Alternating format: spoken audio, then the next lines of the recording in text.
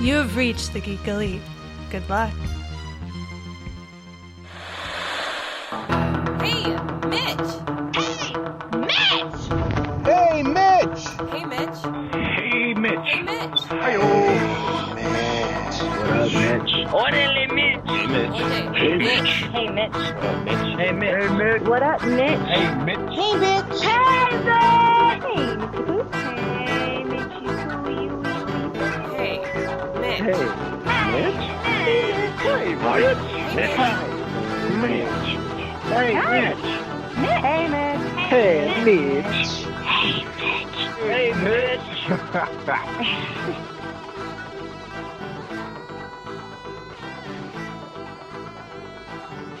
On tonight's episode of Hey Mitch, I have an old friend.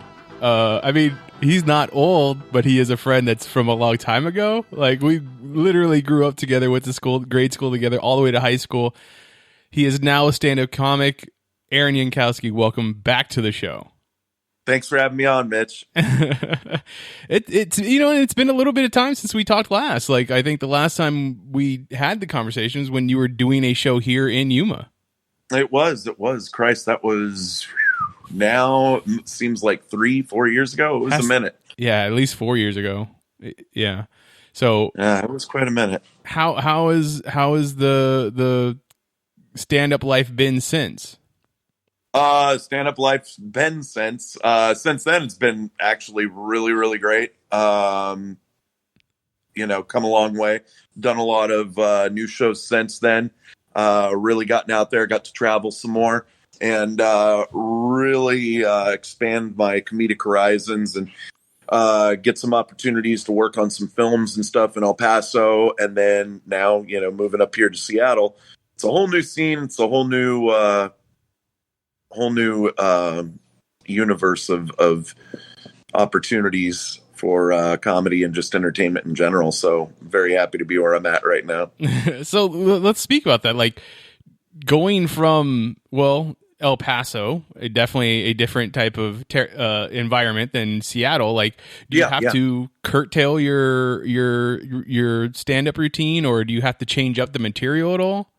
I will say this much. I've been out here since December, and I got to tell you, the idea of like, what plays in El Paso won't play in Seattle, or so on and so forth.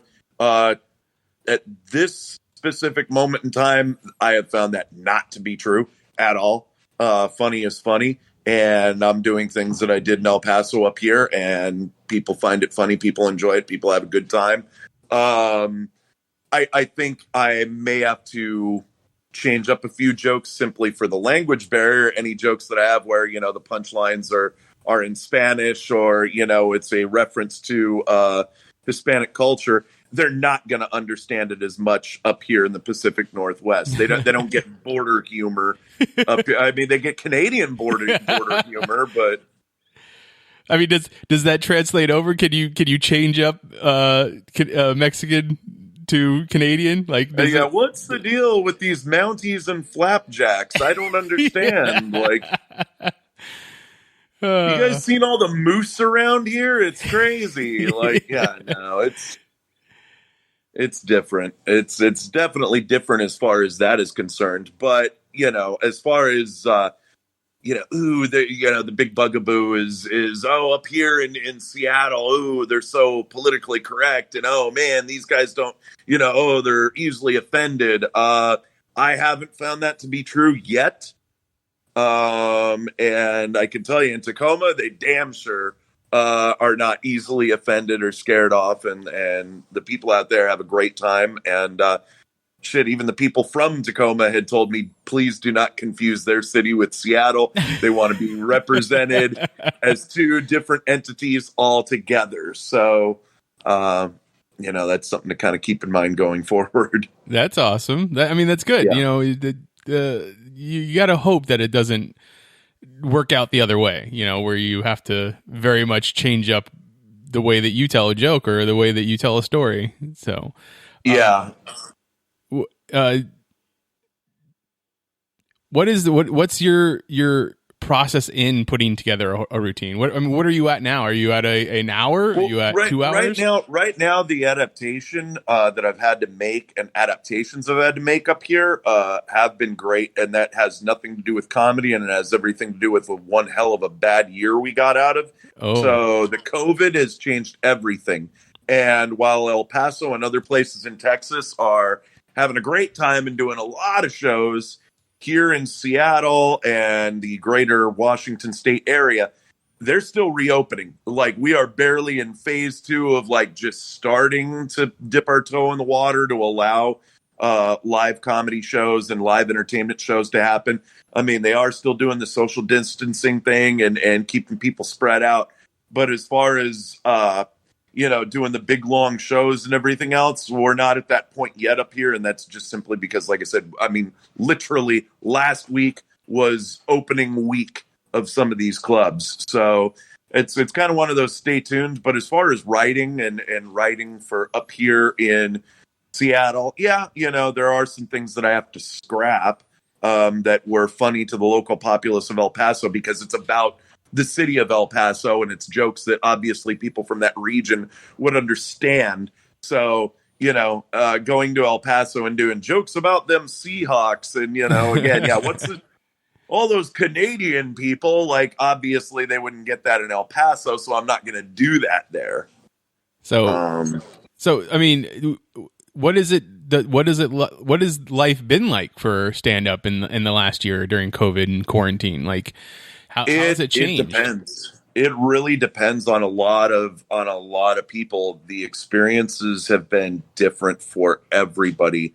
I've seen every entertainer, comedian, musician, artist, otherwise has been affected, and hasn't been able to go out and do it as much. And you got to find new ways of getting your content out there and staying relevant. I know one of the choices, a lot of comics like to do the Zoom comedy and do virtual comedy shows. Me personally, I didn't take part in any of that. I never bothered to try. I don't think I'd really like it. I kind of like having an audience in front of me and just having the feel of the crowd being right there. I don't like telling a joke and then, okay, let me check my phone and see if I got any emojis or thumbs up. Like, nah, I don't really want to deal with that. So I was able to get a live show in. My big one that I did was up here in Washington, right as Washington State was hit. I was at ground zero when the pandemic officially, hit mainstream America here in Seattle and took over, and they put everything on lockdown. I was lucky enough to get in a weekend gig over at Joker's Comedy Club in Richland, Tri-Cities area of Washington, and then everything just went on red alert lockdown. I didn't perform again till I think it was Veterans Day in El Paso.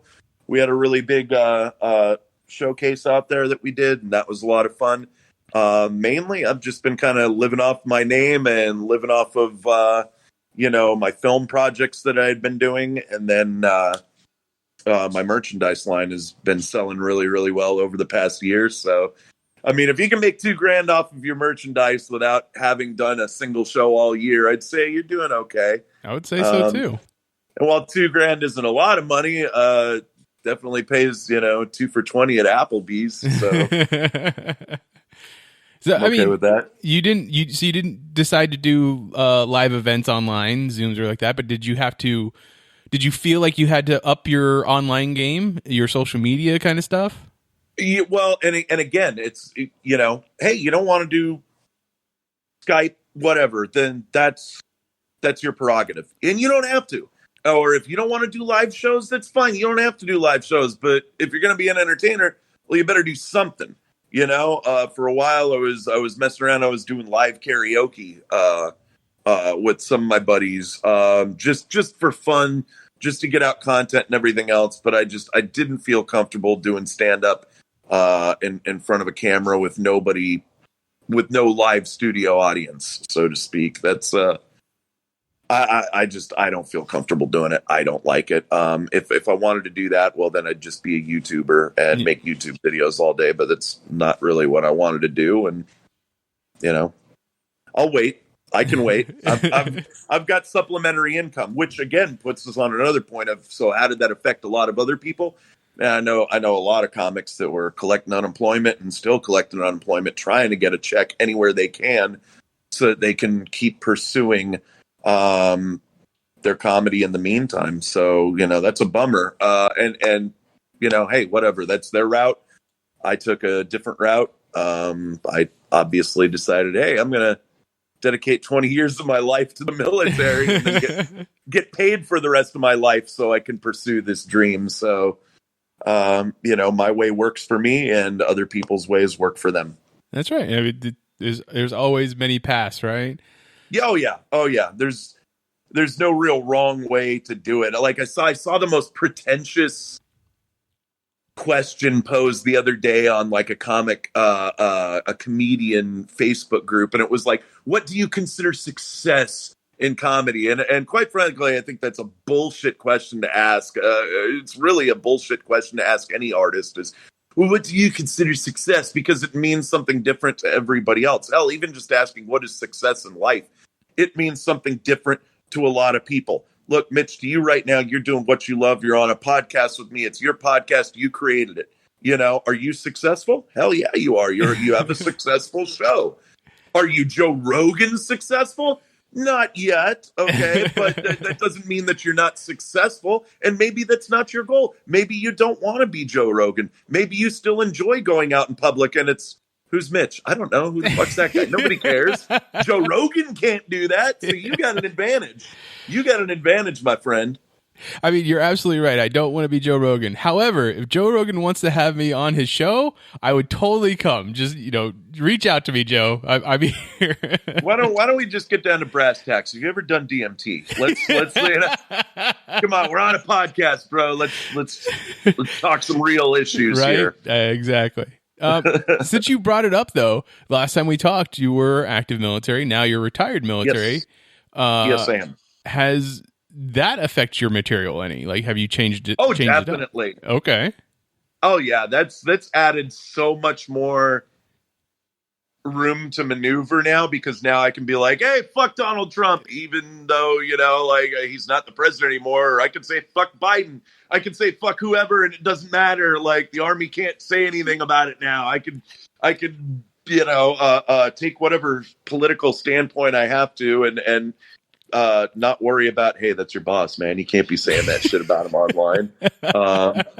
I also work for Amazon during the day. So if Jeff Bezos is listening, I just want to say he's a fantastic leader. And I think it's terrible that he has stepped down as the CEO. And I wish him a speedy recovery and nothing but the best. Sir, I can't wait to see you back at Amazon. Yep. That's just in case he's listening. Yeah. Well, I mean, we did just put all of our shows on Amazon Music, so he There we go. I love Amazon. Amazon rocks. I would just also like to state that the thoughts and opinions of Aaron Yankosky and Yankosky Comedy are in no way a direct reflection of Amazon or any of its subsidiaries and what they think and believe. That good covering your ass. I like it. Exactly. So, I mean, have you straight up changed up some of your material since retiring? I've definitely written some new stuff. Obviously, I want to talk about, moving on now, moving into the next, honestly, big chapter of my life, being retired, moving up here to the Pacific Northwest, new scene, new job, new haircut, I like it. New look altogether. So yeah, there's quite a lot, at the expense of sounding like Ben Shapiro. There's a lot to unpack here. There's a lot to mess with. So I'm excited about it, and going to continue working on refining those stories for everybody. So what is your biggest hurdle when you're writing material? Myself. Yeah? Definitely myself. I will get into a rant, and I've got the annoying habit of oh, that's awesome, I should write that down. I'm fucking lazy. And then I forget to, and then I'm kicking myself in the ass the next day that I didn't write it down and come back to that and revisit it. So I really try and keep, the notepad on my phone on quick quick button there so I can jot things down and hash them out when I have the chance to sit down and really think about it. But yeah, I definitely get in my own way of my creative process. Absolutely. Is it easier for you to straight up hit the notepad and type it in, or just to hit a voice recorder and yeah, I mean, I shit, yeah, you're probably right. I probably could voice record it too, but usually I just do the old Norm Macdonald thing, note to self, and then it's like, okay, cool. I'm going to come back and revisit that later and talk about it and see if there's actually something of substance there, or was it just kind of funny at the moment sort of deal. What's a bit that you've tried over and over but has not landed yet? If you have one. I just wrote one the other day, and I did it at an open mic. I didn't do it at a club yet. And I need to have more conviction in it because it is brand new. And I just wrote about it, but I guess I can give your viewers and listeners a treat. This is the first time I've actually discussed this in public. But yeah, the bit is I got thinking the other night how everybody goes on stage and everybody's got their usual intro or what they lead in with, and one of the big comedy unwritten rules or faux pas is everybody gets mad at a comic who walks out there and does the old, how's everybody doing tonight? Like everybody does that. Everybody says that. And it got me thinking that when I come out there and I said, how's everybody doing tonight? It really got me thinking that, it's not corny. It's not cliche. Honestly, I don't know why we say it, because I don't fucking care how anybody's doing. I really don't. Like, I don't know why I bothered asking. It's like, when you kind of meet a stranger on the street and you just kind of give them the nod and how you doing? You don't really care about how they're doing. You don't really want them to stop and have a conversation with you about it. It's just something you say. It's a greeting. You're just being friendly. And I thought about it even further, and I said, I don't go to normal people's jobs and expect them to ask me how my day is going. No. Take, for instance, you meet a bank teller. You get in there. What does the bank teller ask you? First things first. How may I help you? Not how's your day going? How's the marriage? How's the wife and kids? They don't give a shit. It's what do you want or get the fuck out. Nobody cares. So I don't know why I'm asking people that shit. And then furthermore, I says, I've got to go up there, and I know what you guys are thinking. Like, this is my job, God damn it. That's my job, and you're all there screwing with me. And you look at me like, oh, that's your job. You're up there, you're laughing, you're having a good time, you're smiling. You know what? So's the 35-year-old waiter at your favorite Applebee's. But deep down, he wants to put a gun in his mouth when he gets off shift. He's completely fucking depressed, and so am I. And you people come to watch me be depressed. What is wrong with you? Are you sick? That's disgusting. Why would you do that to me? And I know each and every one of you out there that watches me, you get a few beers, and you start thinking, you know what? I'm going to screw with this guy. I'm going to heckle him tonight. Could you imagine if I went to your job and did that to you? Went to whatever local area high school or elementary school. It's like 5 + 5 is 10, asshole. You call that teaching? What a bum. Get a load of this jerk off. He's over here teaching. Come on. We can't do that. You'd get thrown out. I mean, what if we just heckled normal people's jobs? Like, what if we heckled cops or so? Well, okay, maybe we shouldn't. If we've learned anything in the past 6 months, that's a group of people you should not heckle unless you want to get, like, fucking shot. Don't heckle cops. That's a bad idea.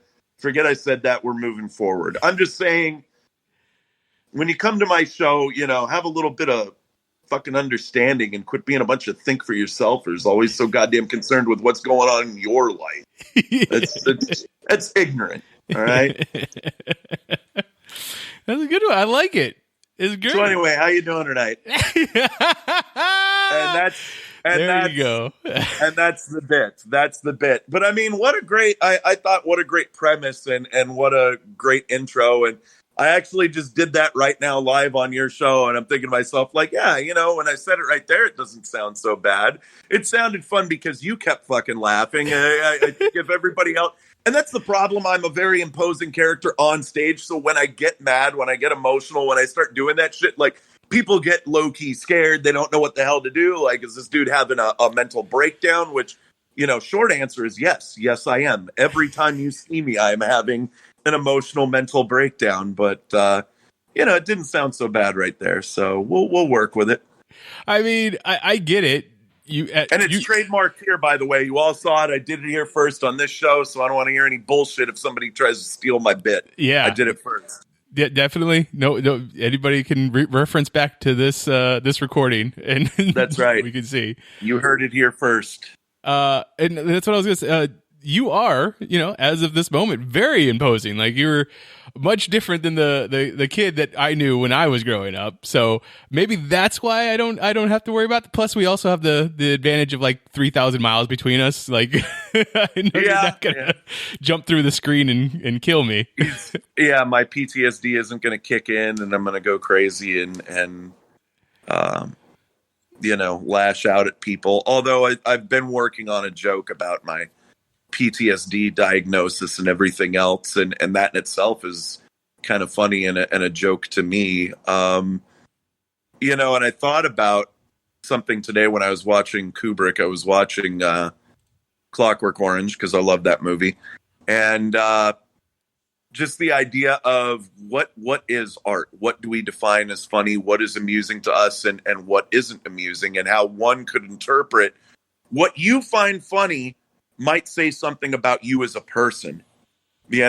What you find as art might say a lot more about you as a person. Like, oh, that's dark, and ooh, Mitch finds that funny. That's disturbing that somebody like him would take humor in the idea of a waiter at Applebee's going home and killing himself. Like, why would you find that funny? I don't know, but some people do, and I find it funny. And I did this joke the other night in front of comics only. And the funny part is it's not a fucking joke. That's what I love about what I bring on stage, is what I'm telling you is based off of actual events that have happened in my life. Those are the best kind of jokes, right? Because it's from your life. Nobody can steal it. Nobody can take it. Nobody can replicate it.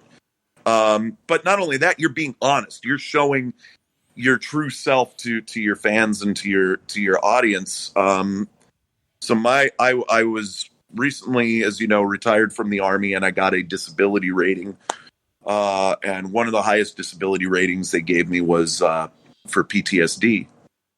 Now, if you ask me, plain flat out, hey, wow, did you see some really terrible, ugly things during my time in? Hey, I survived both Vietnams of my generation, Iraq and Afghanistan. And while I did see some terrible things, that doesn't really bother me. That doesn't plague me as much. But it doesn't matter how I see things. It matters how military doctors and the government views how it affected me. I'm fine. It's all of you people that are fucking weird. Like, don't look at me like I'm the problem. And one of the things that's documented in my case file, and I'll never forget it, was one day I was at work and I got off work. Now, mind you, I'm still doing comedy in the meantime. I'm doing Army by day, comedy at night. And there was a bunch of young sergeants and NCOs bitching in a group chat about how much they hated work. And one of them said that, how much they hated it and everything else. And I finally jumped in on this group text and I texted out to everybody. I said, you know what I hate about this job? You ever get that feeling sometimes where you just want to go home and, I don't know, murder your entire family? Ooh. I mean, not because you don't love them, but because you just don't want them to see the sadness in your eyes. Yeah, that's pretty much where I'm at in life right now. But don't worry.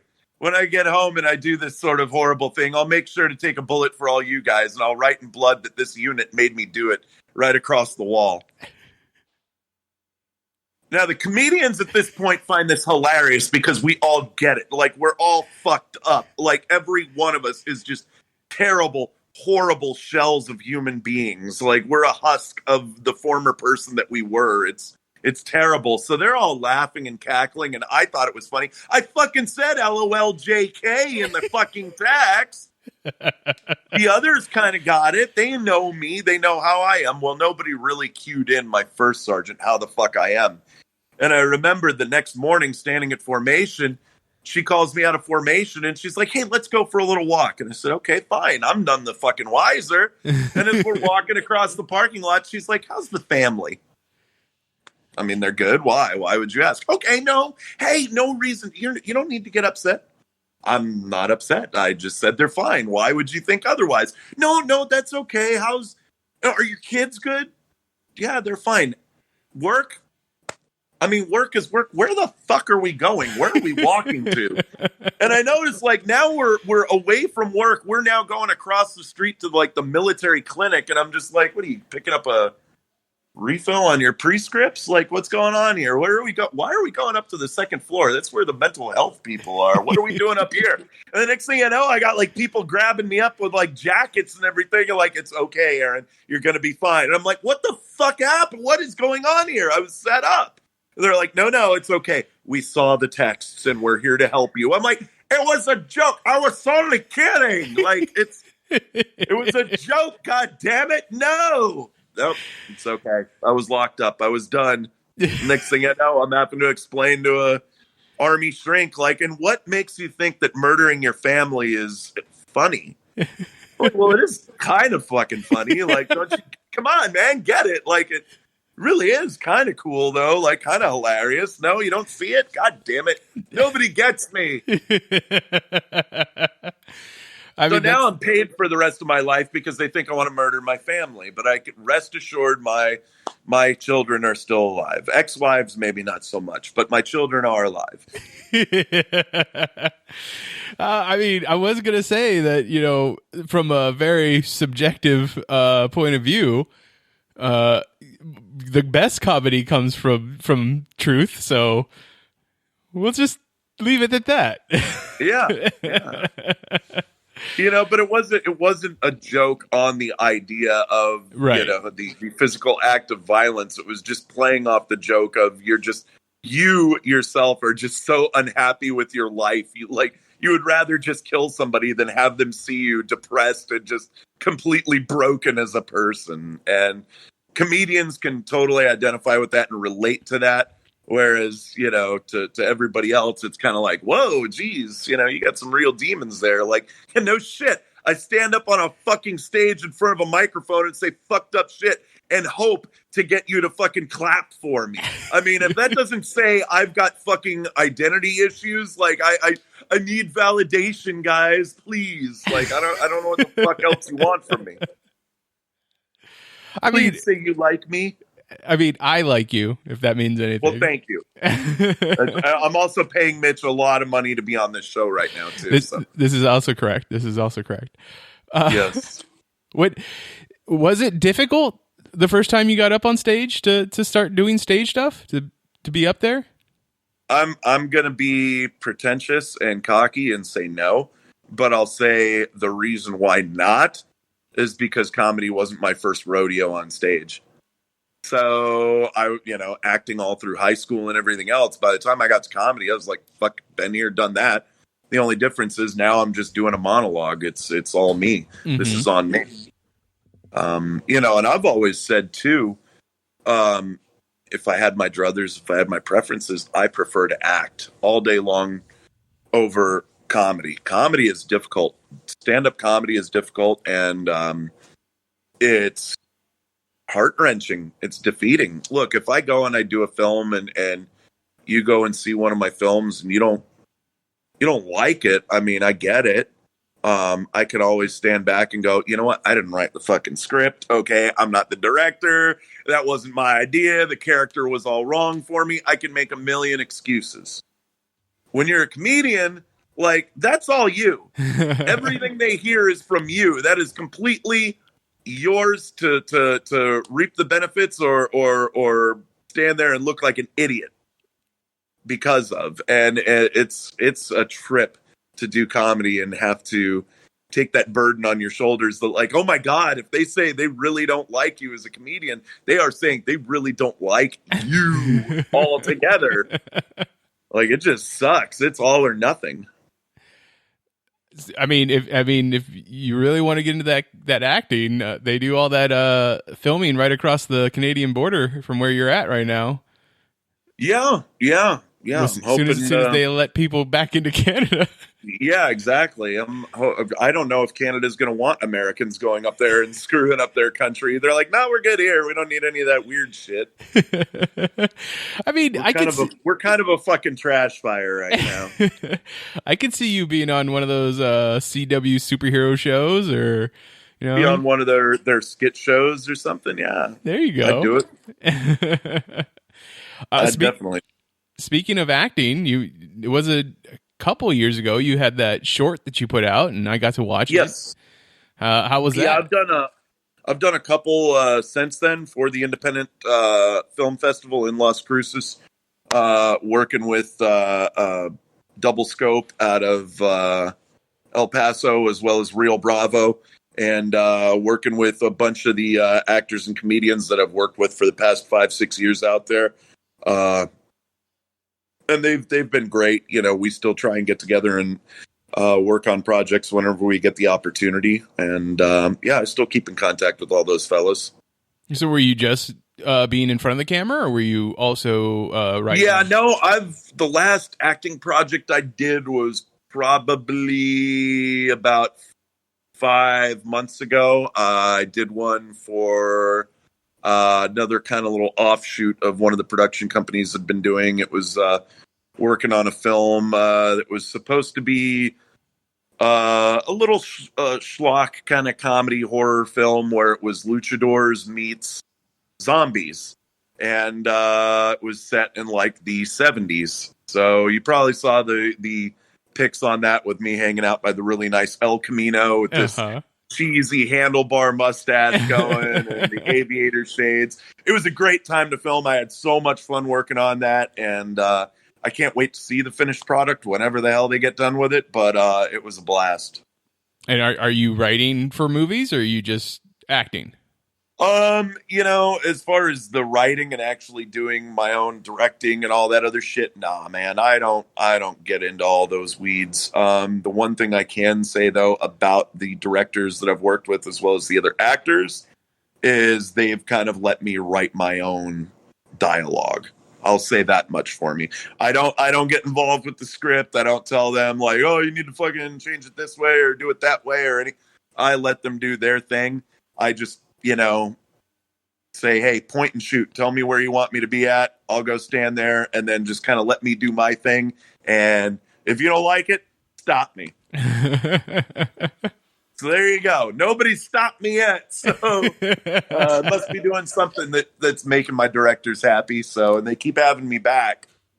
So, that's cool. I'd like to say, contrary to popular belief, at least when it comes to filming, I am the easiest guy in the world to get along with. I'll do whatever the hell it is you want me to do. And yeah, when it comes to what kind of dialogue I have, I mean, I'm open to anything, but most of the time the dialogue I've seen for my character or whatnot, I'm just kind of like, I don't know if my character would say it like this or do it like that. And, a lot of times the scripts we get are very open to interpretation. There's a lot of room for play, in one direction or another. So, we'll still do several different takes. Don't get me wrong, and maybe the director will interject and be like, hey, on this one, maybe do that again, but say the line kind of like this, or, or do it like this. But other than that, no, the directors have been great, man. They let me, kind of let me go and explore the space of my own character. So I like that. Very cool. So you're not obviously not the first one to go from military life to an entertainer life. Rob Riggle is a name that I can only think of at the moment, but is there anything that is transferable from military life to being an entertainer?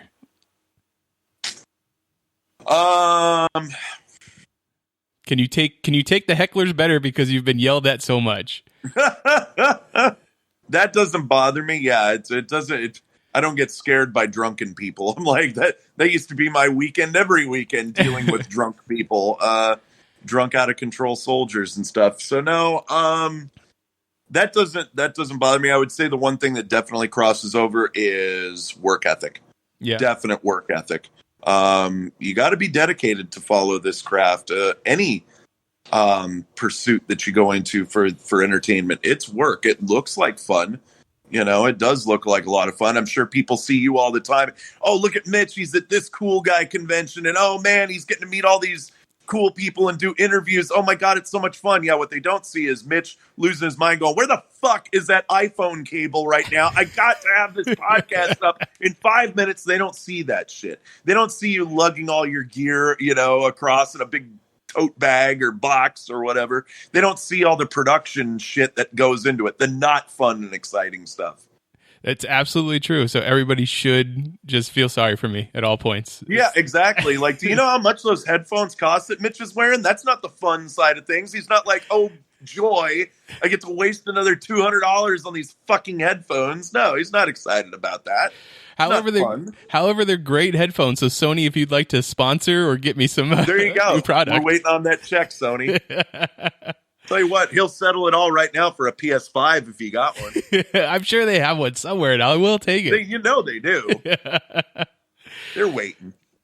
What kind of have you noticed? Is there any particular, not to just group stand up audiences into one group or anything, but do you notice that there is a certain type of person that comes to stand up shows?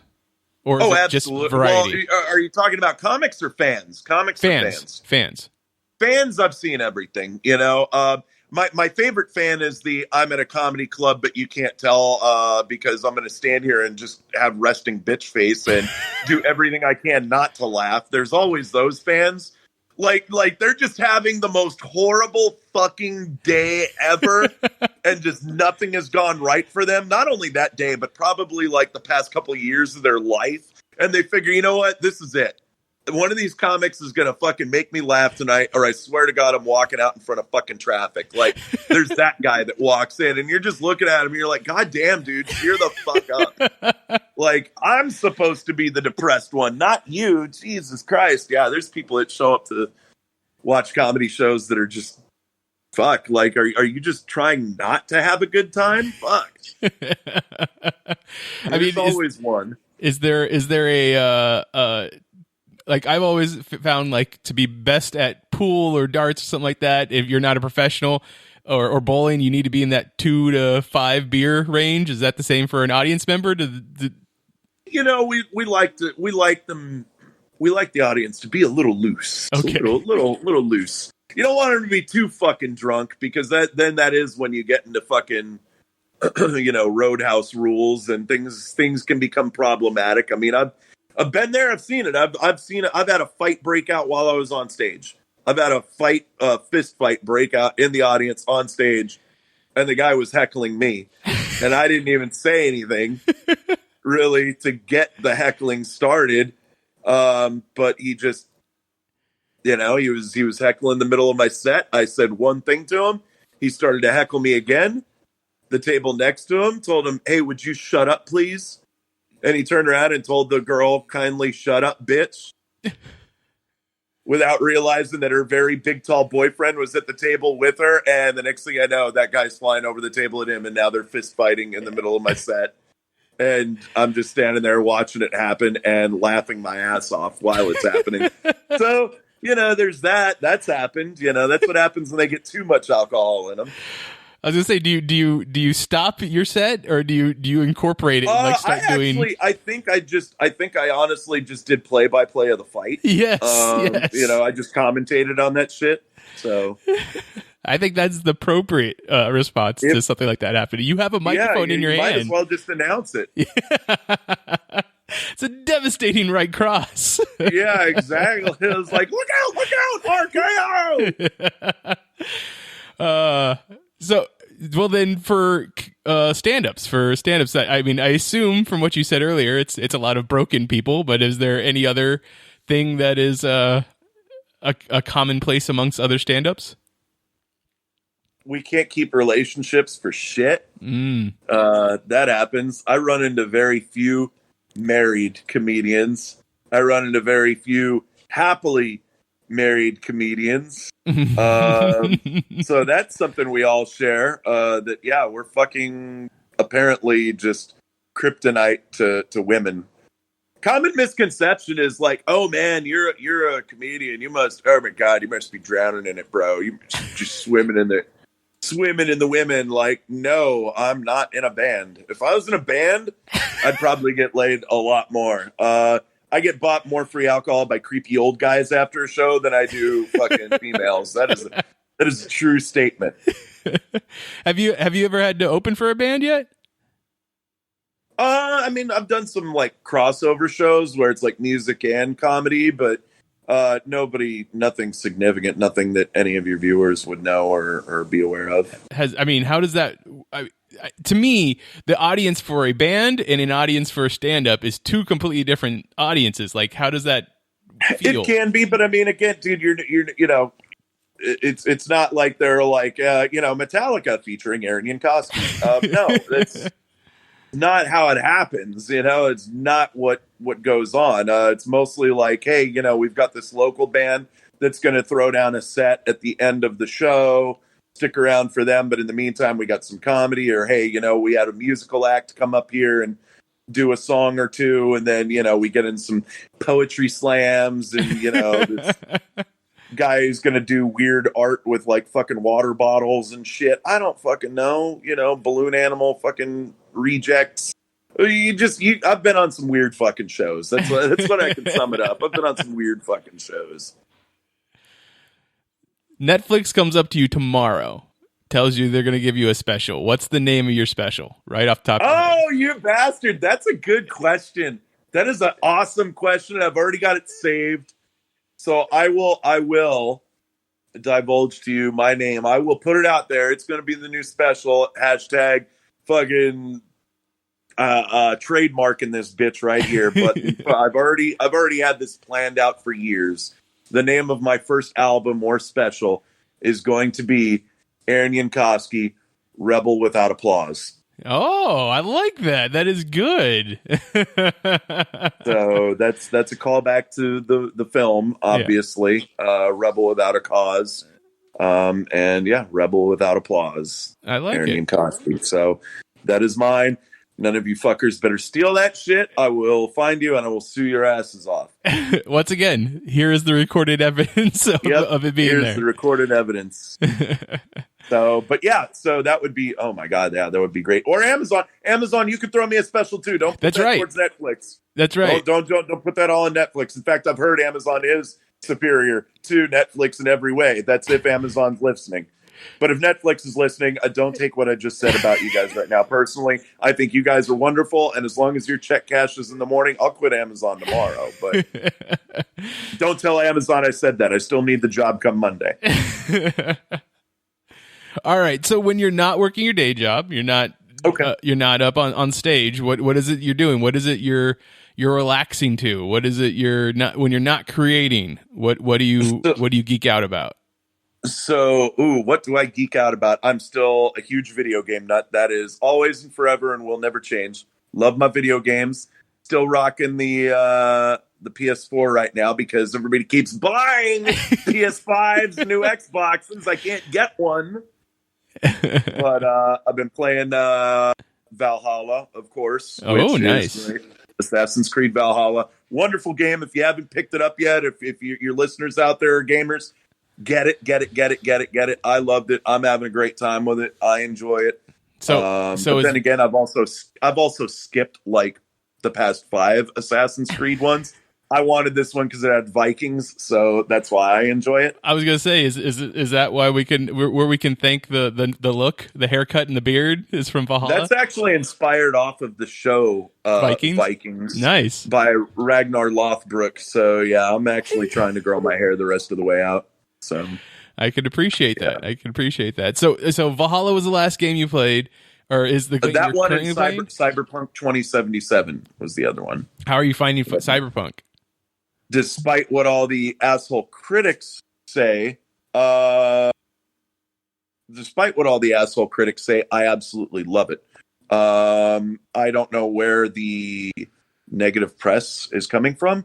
And I can't speak on everybody's behalf or everybody's play style or the issues that they've been having. Oh, I've heard of the glitches and everything. Look, I was playing it with my brother over in JBLM.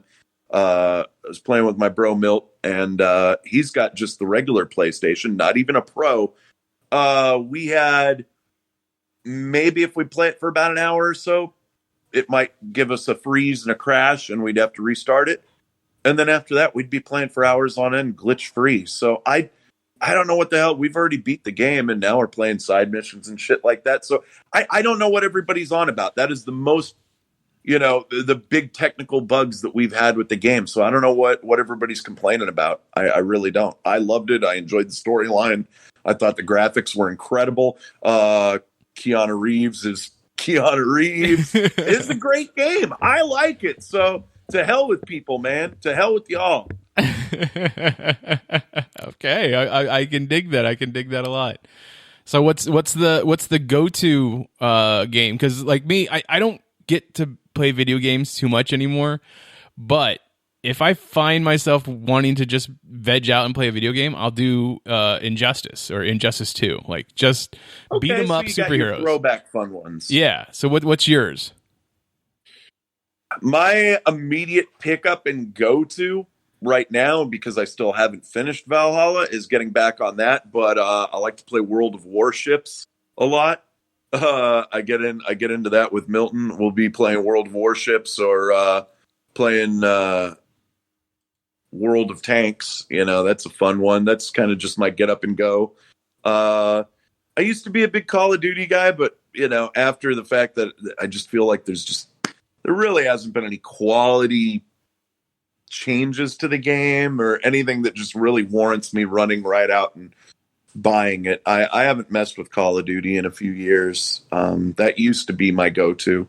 Are you seeing any trailers for anything that's coming up that's really piquing your interest? Yes! Glad you asked. Glad you asked, because as you know, I am a huge Batman fan. Love Batman, so I cannot wait for the new Arkham game to come out, Arkham Knights. That is going to be fantastic. I can't wait. In 7 years, when I get the new system, I'll be able to play it. I've got it marked on my calendars. So there's that. And then the new Suicide Squad game. Have you seen the trailer for that? I have not. Holy shit. Oh, my God. Look it up. Yes. There's going to be a Suicide Squad video game coming out, and it's going to be insane. So it's not like back in our day when you had a video game based off of a movie and it was just garbage. So this is actually going to be something good. Don't you say that. Okay, Ninja Turtles was a fantastic Nintendo Entertainment System game, all right? Or Street Fighter the movie, the video game. The Street Fighter, the movie of the video game of the movie that we'd like to forget. At least they didn't do like a Super Mario's based off the Super Mario movie, all right? Great. I'm sure someone at some conference room was like, yes, we should do this. We should make the video game look like the movie that's based off the video game. Yeah, some poor son of a bitch walked into a board meeting and heard somebody like me saying, can you imagine? I guarantee you one idiot in this room has got plans for that. He's like, shit. He's like, well, never mind. Now I'm not going to share with everybody. Throw it in the trash. It's stupid. Stupid idea. Shit. So other than Vikings, what is it? What are you watching? Since Vikings is over now, right? Yeah. So I honestly, I fell off in the last season or so because of the move and whatnot. Well, they have a spinoff coming off too. Do they? Yeah, I believe it's going to be a spinoff and it's going to be on Netflix. Anglo-Saxons. It's called Anglo-Saxons. Yeah, I remember just seeing something about it earlier this week. I've been honestly, I am a big streaming person. Like, I don't even have cable anymore. I just have all the streaming services. So I will sit there and rewatch episodes of Ren and Stimpy until my eyes bleed. Fucking Beavis and Butthead. I've been rewatching Breaking Bad. Rewatching shit like that. I just got through rewatching all of Workaholics all the way through.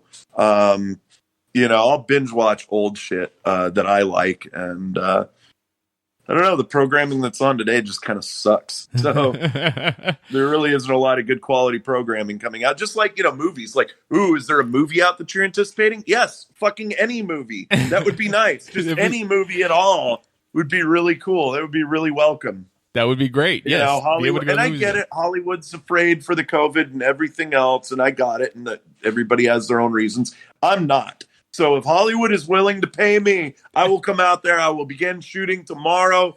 Virus be damned. I mean, I got a mask in the car. Don't even worry about it. Let's do this thing. And I'll do it. I mean, you're getting what? Tom Cruise, 15, 20 million a pick. I mean, I'm willing to do it for like way less than half of what you're paying him. I'm taller than Tom Cruise. I mean, you're getting that going. There you go. So, the movie magic, and if it can make Tom Cruise look 6'5", then you're good. A little CGI, come on, man. How bad do you want to film? That's the question. Is there any? You said Workaholics. Is there any particular comedy show, sitcom, or even particular comic that just hits for you? Just it just goes right into your soul. All my comedian friends that I know on like personally. Okay. All my comedian friends that I know personally. I could sit here and be like, "Oh, Dave Chappelle's such a big inspiration." Yeah, that's fucking great, kid. Like, that's wonderful. Like, Michael Jordan's a big fucking inspiration to everybody too. Doesn't mean you met him and hung out with him and shit. So, Dave Chappelle, what has he done for my career? Nothing. Not a goddamn thing. I'm pretty sure Mr. Chappelle doesn't even know I'm fucking alive. That's not taking anything away from him. I enjoy his work very much. But as funny far you should as say knowing that, the guy personally, I don't know him. Funny you should say that, because here's Dave Chappelle right now. Yeah, I know. He actually heard all that shit you were talking right now. We got him on the Mitch show. No, I enjoy like a lot of the big comedians that the mainstream are following, but as far as like personal, ones that really, oh man, I really resonate with what they're doing. Yeah, I'd say a lot of the comedians that I fuck with and that I've done shows with personally resonate to what I'm doing, and some of them honestly are nothing like me. Anthony Austin Brown out of El Paso, he's nothing like me. Anthony's his own separate beast on stage, man. He can sing, he can dance. He's a fantastic entertainer. He's a lovable guy. What he has to say on stage ain't nothing what I got to say on stage. We're completely two different comics, but I love the guy. He's fantastic to work with. He's passionate about what he does. He's great at what he does. And just that alone is reason enough for me to resonate with him. I got a partner in crime up here now in Seattle that I've been doing comedy with by the name of Mike Parker. Give him a check. He's awesome. The guy's fucking fantastic. He's been doing it as long as I have. Now his style is very similar to mine, and I like what he does.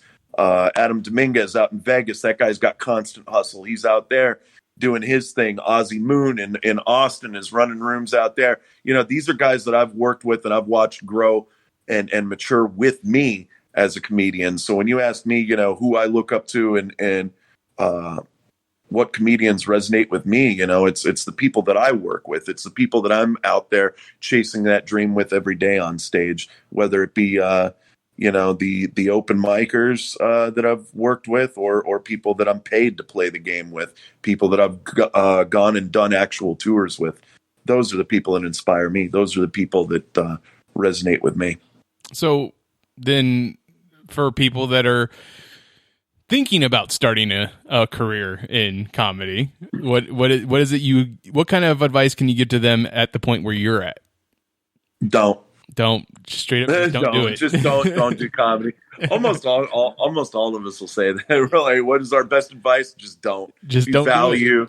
If you value your self-esteem, sense of self-worth, if you're in a relationship and you want to keep that relationship, just don't. Just don't get involved in what we're doing. Don't do jokes. Don't do them. Drugs, okay. Jokes, not so much. Yeah, drugs, do a lot of drugs, especially if you're going to pursue comedy. Do lots of them, as many of them as possible. die well before you become famous, and then you'll become twice as famous because we'll always wonder how good you really could have been. No. Honestly, the best advice I can give anybody that's thinking about doing it, and fuck comedy. Let's talk about music. Let's talk about owning your own business. Let's talk about having children. Let's talk about anything. Do it. I don't want to sound like Nike and say just do it, but seriously, just do it. Whatever the hell you want to do, whatever you want to pursue, we'll go after it. Because it's the only way you're ever going to know. It's the only way you're ever going to find out. Get up off your ass and go do it. Go pursue it. All right. That's good. That's great advice. But it's not the last question of the podcast. So, if you could have one completely useless power, and it has to be useless, what would be your useless superpower? It has to be useless. That's right. So the one I usually go with is that I can rapidly, at any moment, grow my hair exactly 1 inch.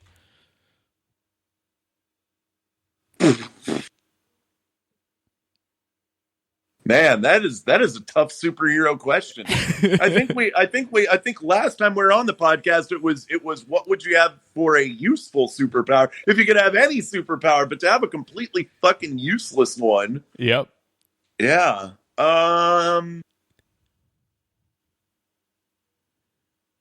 Completely useless superpower. I'm like looking around my room and I'm like looking at shit on my wall right now. I'm like, the ability to fucking hang things up completely fucking straight. Because apparently that is a skill I do not possess.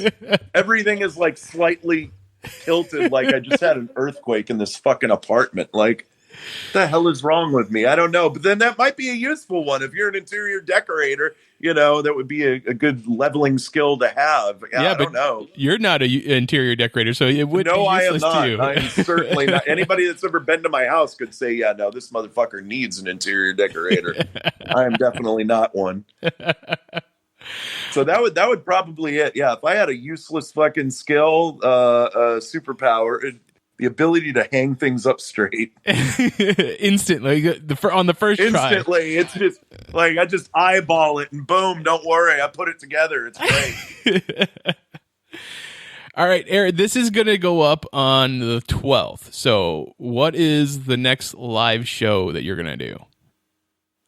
Next live show I'm gonna do up here is I'll let you know as COVID happens. Unfortunately, that's fair. Because this has just been the first week of everything reopening here.